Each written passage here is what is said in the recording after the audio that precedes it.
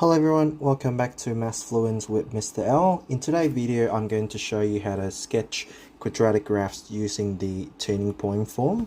And along this video, I'm going to talk about how can we turn a standard quadratic equations or a quadratic expression into a turning point form. Let's first have a look at what is the basics graph of a quadratic equation. So let me just draw a quick Cartesian plane out. There you go. So a basic quadratic graph would take the form of a parabola. So basically a shape that will look like this. Okay, and if you look at this shape here, you can see that it has a point right here. At this point, actually I'm going to use a different color. I'm going to use yellow. Now, if you look at this yellow point right here at the point 0, 0, it's at that point it is called the turning point. Now, the turning point is where the graph. If you look at the graph, look at this parabola here. If you look at this parabola, it's going from left to right. First of all, it's going downward, right? You can see that the trend of this graph is going downward. As it meets the turning point, the whole graph is going to look. It's going to go upward from there. So that's why we call it the turning point. The directions of the graph changes, right? Now, so with the turning point form, because as the name suggests, we would have the form that would give you the turning point. So let's just have a look at this right here. So this is the form that we're talking about, the turning point form. So y equal to a times x minus h all squared plus k. Now, the turning point, or sometimes you will see people call it the vertex. Now, the vertex is at the point h, comma, k. Now, sometimes you might even have a turning point right here on this point. So this will be your maximum point. Yes, actually, let me just sketch that out. So if you have a parabola that have this shape, at the turning point form here of this parabola, it will be the maximum point. Okay. The reason why it's called the maximum point is because there's no other y value. There's no other y value that will go higher than that point. Or when we have a graph that would go upward like this, right, with a smiley shape, this point is called the minimum point. Now, the minimum point, it is the reason why it's called the minimum point is because there's no other y value will go and it will be lower than this than the y value of this coordinate. All right. So let's get back to the turning point form. So in the turning point form, we've got a few components that we need to look at. So the first thing is the letter A there. And then open the bracket, we've got x minus h, close the bracket, all squared, plus the k. Now, the easiest thing to do, first of all, when we get an equation that is already in the form of a turning point, in the turning point form, is you can first identify where is the turning point. Where can you plot your turning point? The turning point will always be at your h, comma, k coordinate. Right, so h is your x value and k is your y value. So that's the first thing that you would do when you see a quadratic equation in the form of a turning point. Now, just like when sketching any other type of graphs, when you're sketching graphs, the first thing you need to show is always make sure that you are showing the y-intercept, right, y-intercept, and also the x-intercept, x-intercept. All right, now I'm going to show you later on as we do the examples. You will get to see how we can find the x and the y-intercept. But before we move on to do the example, let's just go through the rest of the components of this turning point form. Right, so in this turning point form, the first thing, like I said, we would be able to find is the turning point or the vertex of the parabola. And there's a few other components that we can look at. So the next component is the letter A. Now, the letter A represents a transformations of the parabola. if the letter A, the bigger the letter A, let me just draw an example over here for you to see. Now, let's say if I've got the graph y equals to x squared over here with on the Cartesian plane. Yeah, so if I've got the graph y equal to x squared, I would have a parabola that would look like this, for example. Yes, but then, because at this time I've got a equals to 1, right? The coefficient in front of x squared is 1. Now, what if I increase the letter, increase the value of a in front of x squared? So I will increase it now, let's say to 3x squared. You can see that my a now is 3. So a is clearly bigger than the y equal to x squared. So what does the shape of that looks like? I'm gonna draw that in yellow. I'm gonna draw that in yellow. So it's gonna look like this now. Okay, actually I'm gonna write it in yellow as well. So y equals to 3x squared, and then at this time a is actually equal to 3. Now the reason is because as you increase the coefficient in front of x squared, it's taking the graph or the parabola. It will bring the parabola closer to the y value. That's why when you have larger a, then you would have a thinner parabola. So as you can see in the example here, so the bigger the a, the thinner the parabola would be. Okay, and also there's the letter h over here. The h represent the left and right shift. Right. So what does that mean? So you can see that in the turning point form, we have the turning point form in the form of x minus h, right? So, but if h is larger than 0, we can shift the parabola to the right, but h is less than 0, we shift it to the left, right? Or with k, we've got same thing. If k is larger than 0, we can shift it upward. If we have k less than 0, we're going to shift it downward. So let me just do a quick example for you to see. Now, let's say if I've got the equations of, let's say, y equals to x minus 2 squared, right? So at this point, my h would be equals to the value of 2, right? So h is equal to 2 and is larger than 0. Therefore, I have to shift my parabola to the right by 2 units. So if this is 1, this is 2. My turning point now will be shifted over here, right? And then I will draw the graph from there. Okay. Notice how we have, even though it's got in the equation itself, it's got x minus 2, but we're still shifting the graph to the right.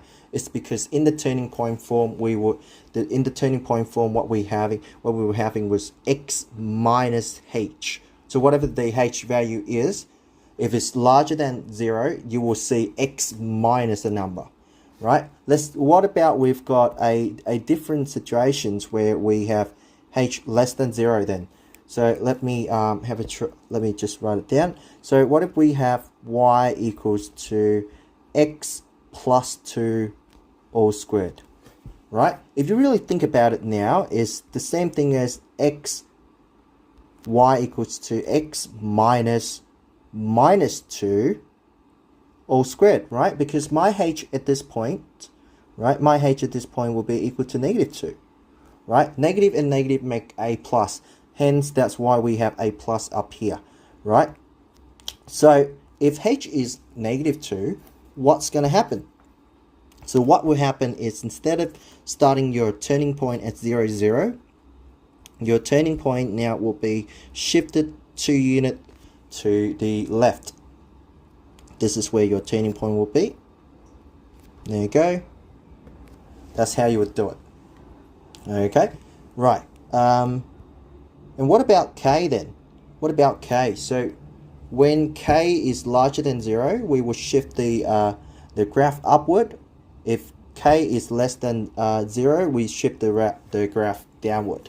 So for example, if I've got y equals to x squared plus 2 right, for that matter, right? So what I would do is, instead of having my turning point at 0, 0, I will have to shift it upward by 2 units, right? This is 1, this is 2. Now my turning point will be right here after I shift it upward, right? Upward by 2 units. Okay, so that's what my parabola going to look like. So that's basically what it means. Oh, actually, let's do one more example for k less than 0. So y equals to x squared minus 3 for that matter. Okay, so you're going to go down by -1, -2, -3. You're going to go down by 3 units. So instead of starting at 0, 0, your turning point would now be at -3. So then you're going to go upward from there. All right, now let's just go into some of the example, and then you get to understand it a lot better. All right, so here I have my first example where it wants me to sketch the graph of y equal to -2 times x plus 3 inside a bracket, all squared plus 21. So like I said, if you see the graph, that the equations that's already in the form of the turning point form, which is y equal to a times x minus h all squared plus k. The first thing you can do is to identify the turning point. Now the turning point for this particular equation is at -3, 21. Now you might ask me, why is it -3? Why can't it be +3? Isn't that a +3 in the equation? Now if you really look at it, the turning point form is taking the form of x minus h all squared, right? But if in this case you have x plus 3 all squared, it's the same thing as x minus, right, minus 3 all squared. So therefore your h is actually a -3. Yeah, your h, the value of your letter h is actually a -3. Okay, so you got to be careful with this. All right, I've seen a lot of students make mistake like this. So if it's the trick is, if it's a plus number, right, a positive number x plus 3, then it's h is -3. If x minus 3, then h is a 3. All right, so that's my turning point. That's the first thing I would do. The next thing I do is I would go ahead and do the y-intercepts. Y-intercept, just like every other graph when you're sketching. So you need to do the y-intercepts. X equal to 0, then therefore you would have y equals to -2, open the bracket, we got 0 plus 3 all squared plus 21. Alright, now if we do that, we would have y equals to 3, hence, right, we have the graph, so the coordinate of 0, 3. Now I'm going a little bit quick here because I believe that you guys can just substitute the number into your calculator and get the answer. Right, now after you've done the the y-intercept, you're going to have to go ahead and do the x-intercept. Now the x-intercept is going to be at y equals to 0. Okay, so all you need to do is to make y equal to 0. So 0 equals to -2, open the brackets, x plus 3 all squared plus 21. Now if you do this right, it will becomes -21 over -2 equals to x plus 3 all squared, right? And then all you need to do is to take the square root of both sides.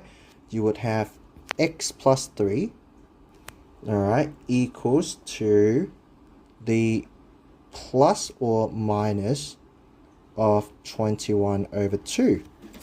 Okay, so then we would have x equals to, alright, x would equals to -3 plus square root of 21 over, actually let me just write that, 21 over 2, or x equals to -3 minus the square root of 21 over 2. Alright, and then hence you would have the coordinate of your x-intercept at -3 plus square root of 21 over 2 comma 0, or you would have negative 3 minus square root of 21 over 2 comma 0. All right, so these are the 3 steps that you would have done in when you were given a turning point form. So step number 1 is to go ahead and find out what the turning point form is. Step number 2 is for you to find the y-intercept. Step number 3 is to find the x-intercepts. Once you've gotten all of these information, you can go ahead and do the sketching. Okay, so once you've done working out all of the critical points that you need to put onto your Cartesian plane, so all you need to do is to start sketching. Right, now the first thing I would do is to identify where my turning point is. The turning point is at negative 3 comma 21. So all I need to do is to plot that point. So I would have, this is my y-axis, this is my x-axis. Actually, let me use a different color for this. So this is my origins. Right, now I'm going to go ahead and plot the point x equal to negative 3 and y equal to 21. So keep in mind, my graph isn't going to be to scale, right? So let's say this is the point negative 3 comma 21 right here. Okay, right, and then after that you sketch. Once you've done that, you go onto your y-intercept 0 comma 3, x equal to 0, y equal to 3. Let's say it's right here. Okay, this is 0 comma 3. Okay, and then your x-intercepts, you have actually there's 2 x-intercepts. So one at negative 3 plus 21 root 21 over 2, and one is at negative 3 minus root 21 over 2. Now if you quickly put that into your calculator, you'll realize that the negative 3 plus root 21 over 2 is at somewhere around 0.24. So we have 0.24, let's say, let's make that point right here.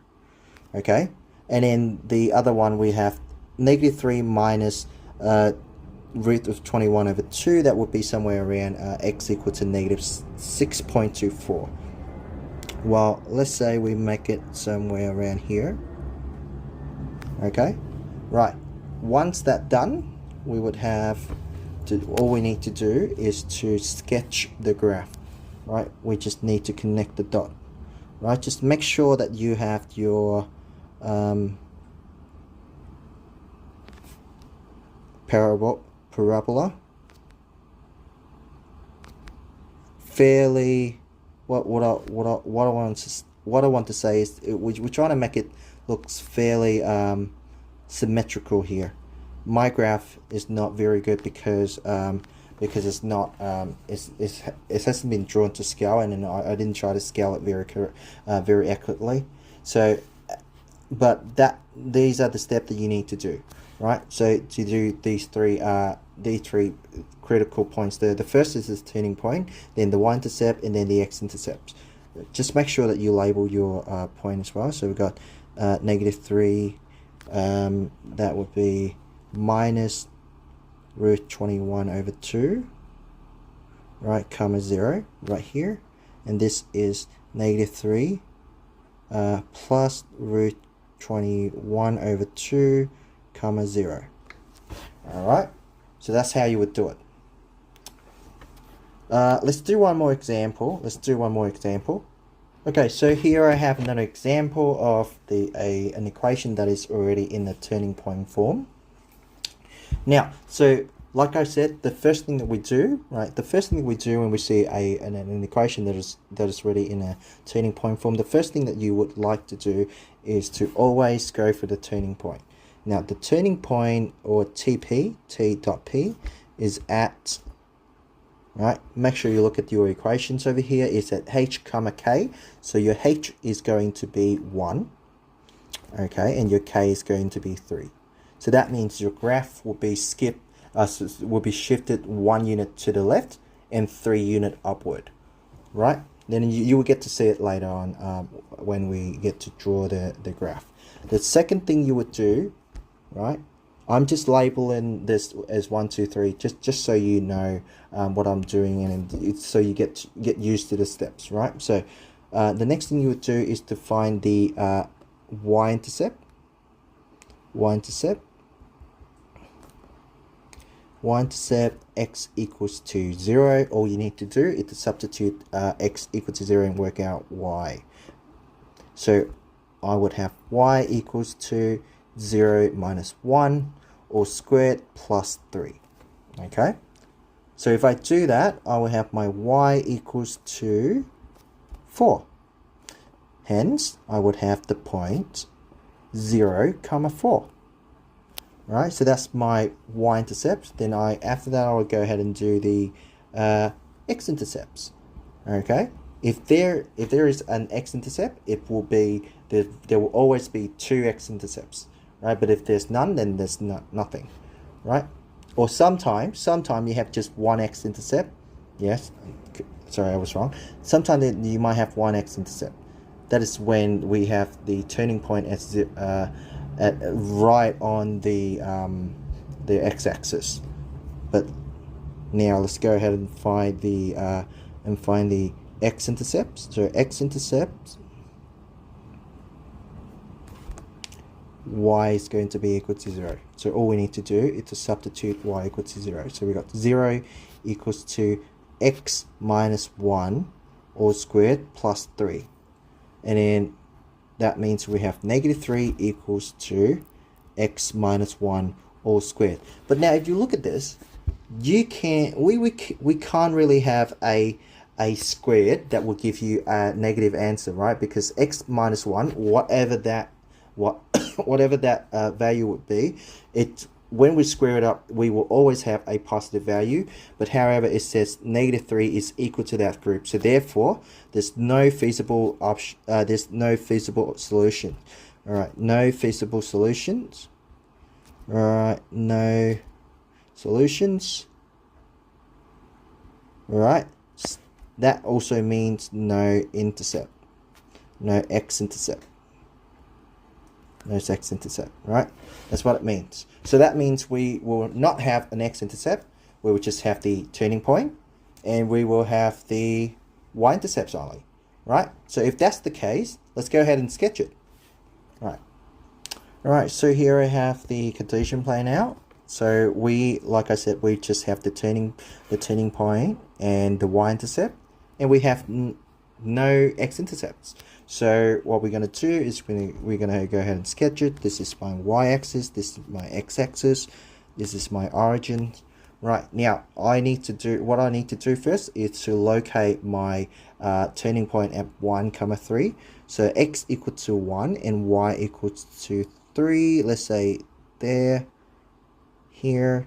So actually this is not a very good graph. Let me just quickly redraw the Cartesian plane. I would have, this is my y-axis, this is my x-axis. Now it's look better. Right, there you go. I will have my y, my x, and my 0 again. Okay, then x equal to 1 and y equal to 3. That, let's say, is somewhere here. Okay, whoops. Alright, this is 1. This is 3. Alright, this is where my turning point is. Right?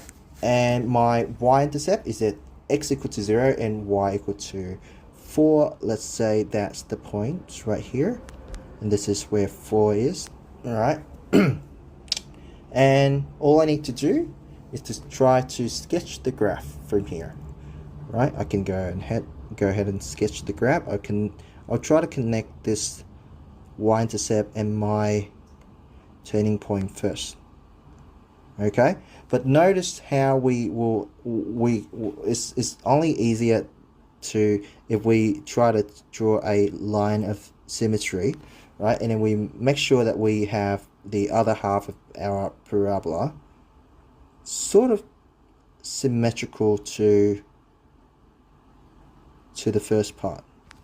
Okay, I'm terrible at drawing, but you get the gist.